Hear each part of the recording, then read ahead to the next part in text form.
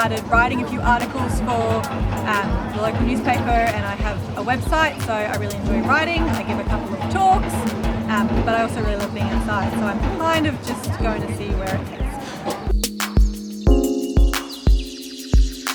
I love plants, so I'm much more into plants than I am into design. I'll have one of everything if I can. I love seeing them grow, working out how to make different plants happy in different spots, and and fostering lots of biodiversity.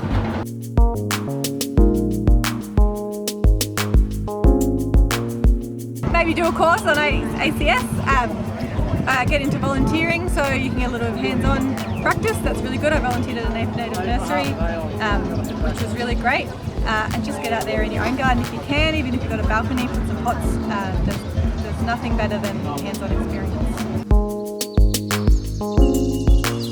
I work 7 till 3:30-ish, drive to a job site, I tend to do one garden a day, work around the garden, keep it all nice and tidy.